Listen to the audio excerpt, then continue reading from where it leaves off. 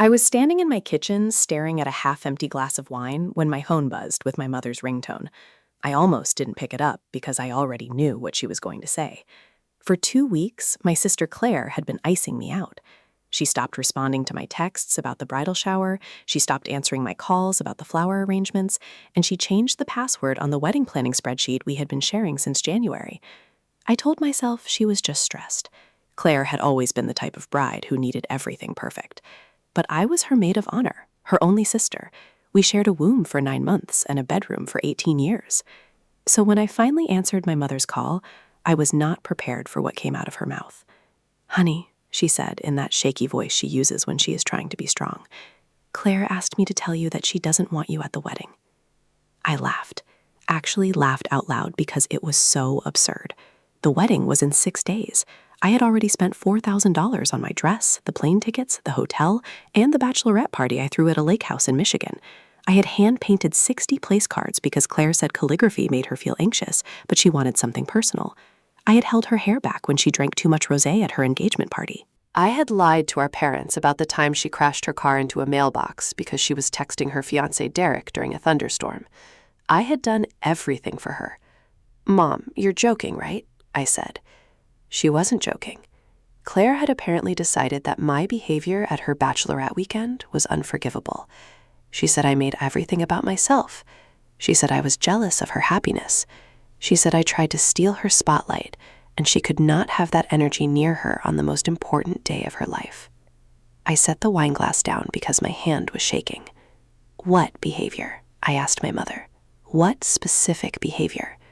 Because I had spent that entire weekend making sure Claire was happy. I organized the games. I paid for the dinner. I drove the drunk bridesmaids home. I let Claire cry on my shoulder for an hour because Derek had forgotten to call her before bed. And yes, I had a moment on Saturday night when I got quiet. I sat on the dock alone and stared at the water for maybe 20 minutes.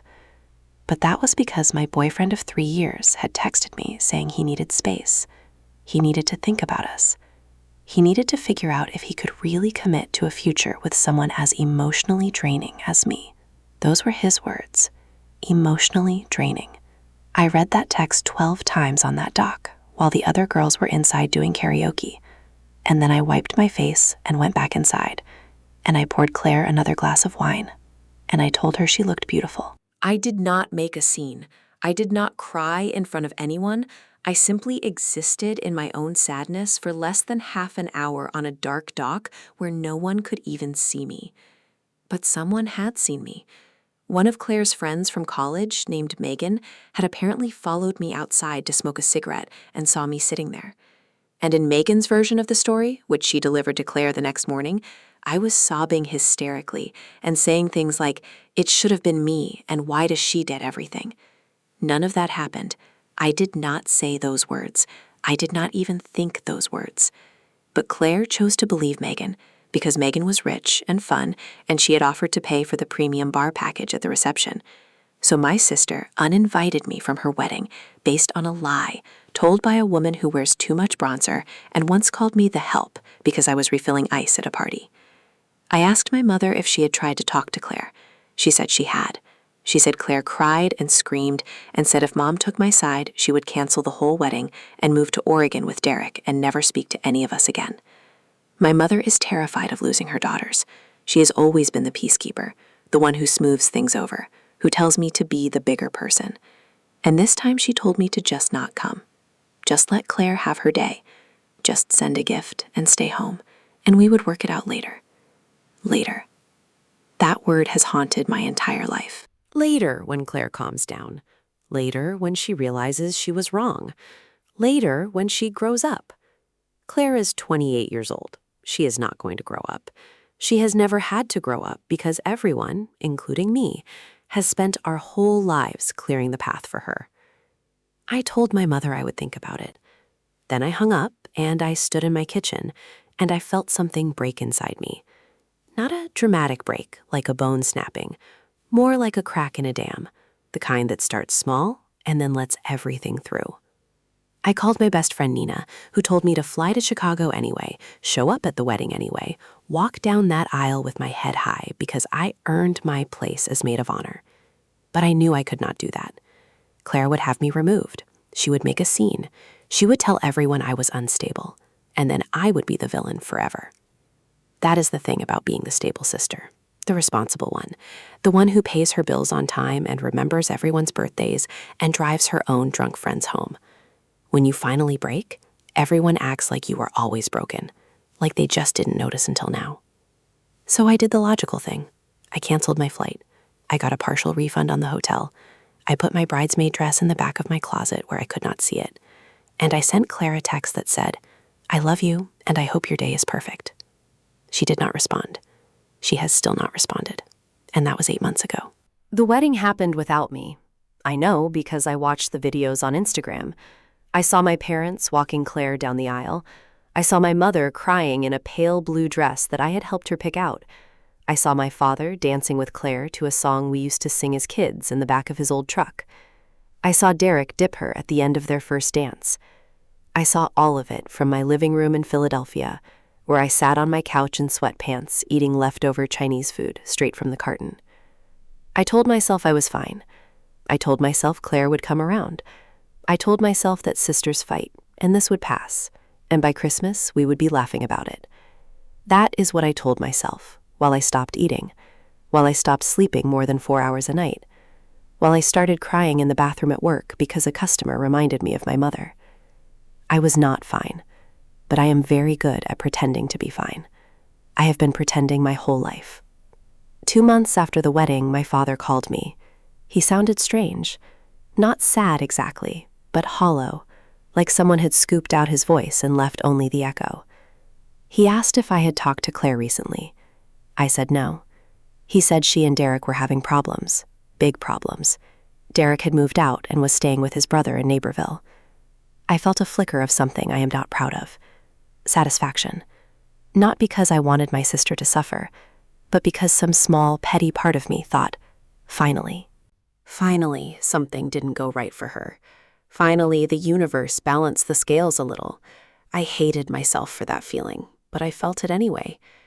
My father asked if I would reach out to Claire. He said she was struggling. He said she needed her sister. And I wanted to scream. I wanted to say she is the one who threw me away. She is the one who believed a lie. She is the one who had a wedding without me and posted 247 photos without a single one of me in them. But I didn't say any of that. I said I would think about it. I thought about it for 3 days, and then I drove to Claire's apartment in Chicago, because I am a good sister. I am the good sister.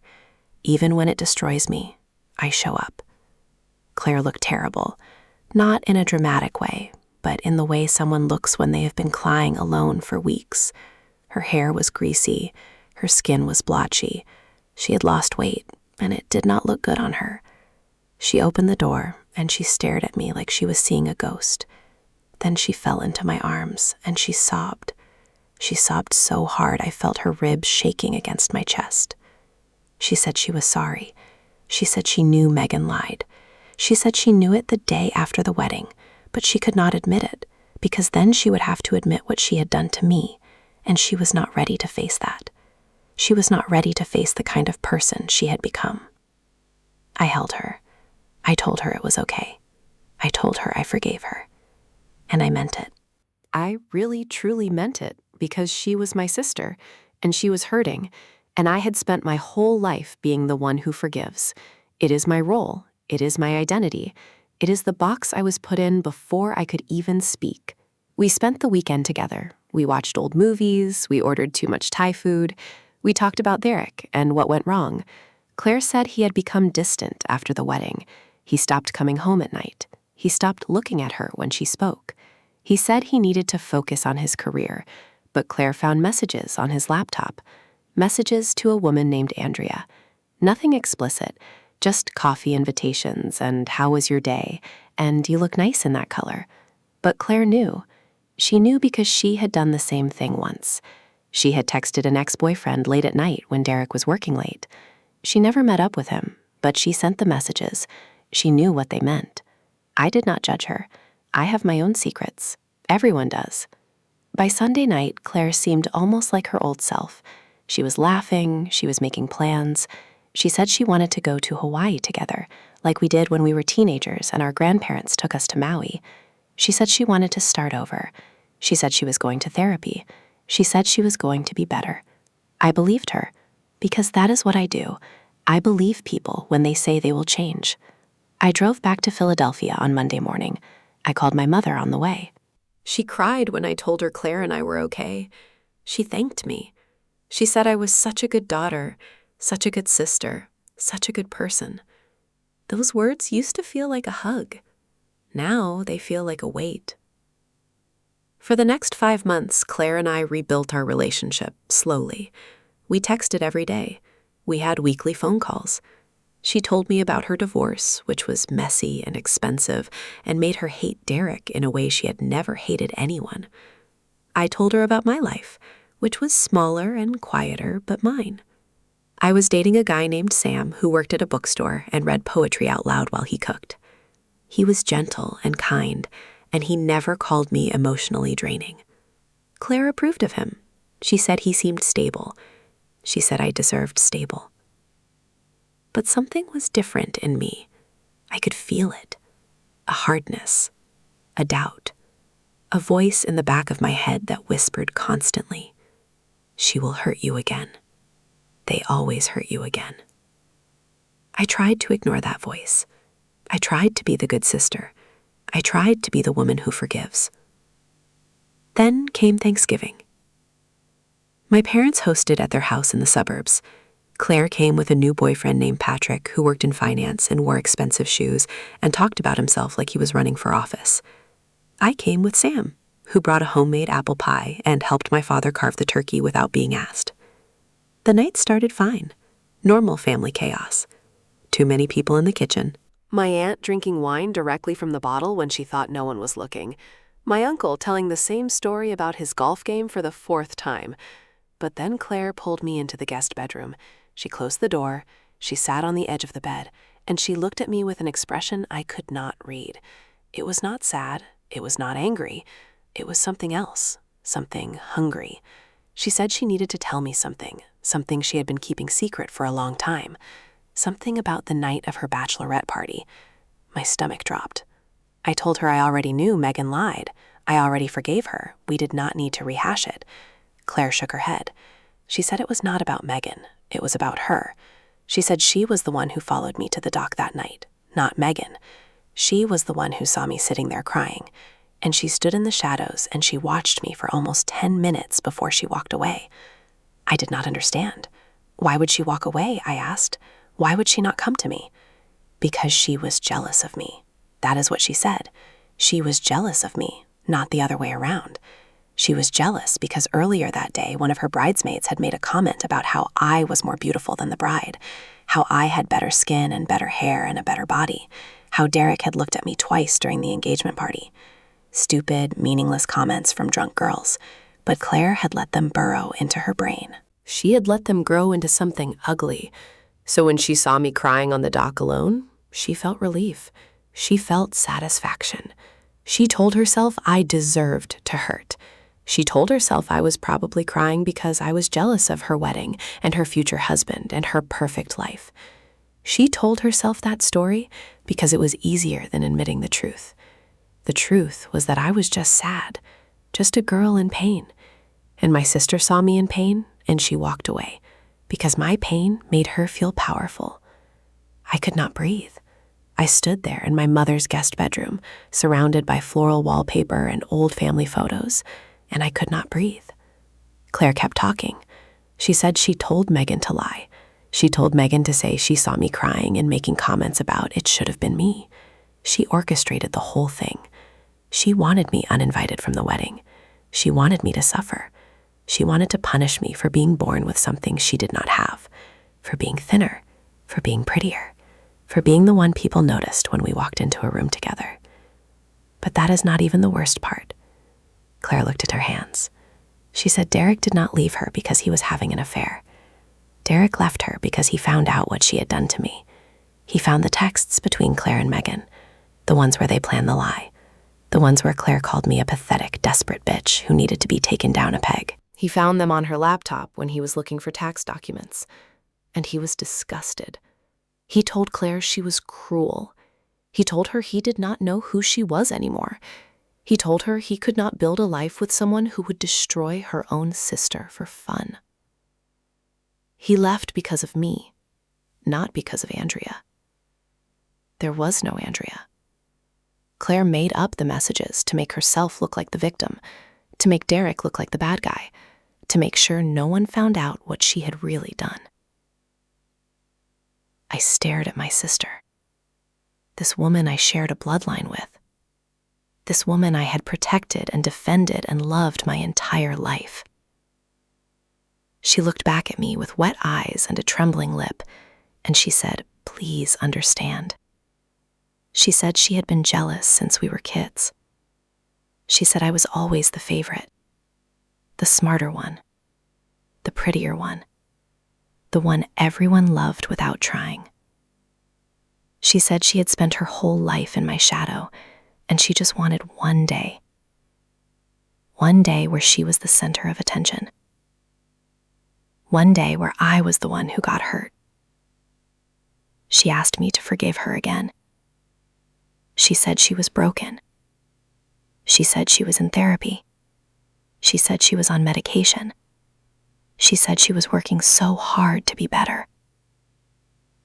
And I looked at her. This woman who had burned my life to the ground because she wanted to stand in the warmth. This woman who had watched me cry on a dock and felt happy about it. This woman who had lied to our entire family and made me the villain at her wedding, and then spent months pretending to be the victim. I felt something inside me shift. That crack in the dam finally broke all the way through. But instead of sadness or anger or grief, something else came through. Something cold and clear and absolutely final. I said, "Okay." Claire smiled. She reached for my hand. She said, "Thank you." She said she loved me. She said we were going to be okay. I stood up. I walked out of the guest bedroom. I walked past my mother in the kitchen. I walked past Sam, who was showing my father something on his phone. I walked past Patrick, who was telling my aunt about his stock portfolio. I walked out the front door, and I got in my car, and I drove. I did not go back to Philadelphia. I did not go to Sam's apartment. I drove to a hotel 20 minutes away, and I checked in under a fake name because I did not want anyone to find me. I turned off my phone. I lay on the bed in a room that smelled like bleach and regret, and I did not cry. I did not scream. I just lay there, staring at the ceiling until the sun came up. The next morning, I turned my phone back on. 47 messages, 12 missed calls. Sam, my mother, my father, Claire, even Patrick had texted me asking if I was okay. I scrolled through them all without reading a single one. Then I called Sam. He answered on the first ring. He said everyone was worried. He said Claire told them we had a fight, but she did not know why I left. He said my mother was crying. He said my father wanted to drive to the hotel and get me. I told Sam I needed him to listen. I told him everything. Every word Claire had said in that guest bedroom. Every lie she had told. Every manipulation. Every calculated act of cruelty. I told him about the dock and the messages and Derek leaving because of me. I told him about the fake affair and the fake Andrea, and the way my sister had played everyone, including herself. Sam was quiet for a long time. Then he said something that broke me in a way Claire's confession could not. He said I deserve better. Not just from Claire. From everyone. From my parents, who always asked me to be the bigger person. From my friends who never asked if I was okay. From every person who had ever looked at me and seen the good sister, the stable sister, the one who could handle anything. He said I deserve to be the one who gets taken care of for once. I started crying then. Ugly, loud crying. the kind where you cannot breathe and your face gets swollen, and you make sounds you did not know you could make. Sam stayed on the phone the whole time. He did not try to fix it. He did not tell me it would be okay. He just stayed. I went back to Philadelphia the next day. I did not go to my parents' house for the rest of Thanksgiving weekend. I did not answer Claire's texts or her calls or her voicemails where she cried and apologized and said she did not mean it. I changed my number. I blocked her on every platform. I told my parents I needed space, and if they could not respect that, I would need space from them too. My mother cried. My father was quiet. They both said they loved me. They both said they understood. But I know they do not understand. They cannot understand because they have never been the one who had to forgive. They have always been the ones asking for forgiveness. It is different from the other side. It has been 8 months since Thanksgiving. I am writing this in the kitchen of the apartment I share with Sam. We moved in together in March. He bought me a plant which I have not killed yet, which is a miracle. He reads poetry out loud while he cooks. He told me he loves me on a Tuesday afternoon in the produce section of the grocery store, and I believed him. I have not spoken to Claire. I do not know if I ever will. My mother sends me updates sometimes. Claire is still in therapy. Claire is still on medication. Claire is still working on herself. Maybe it is true. Maybe she is changing. But I have learned that change does not erase harm, and forgiveness does not require access. Some nights I still think about that dock, that dark water, the way it felt to be so sad and so alone, and to have someone I loved watching me from the shadows and walking away. That memory lives in my body now. It is part of me, but it is not all of me. I am not the good sister anymore. I am not the stable one. I am not the one who forgives.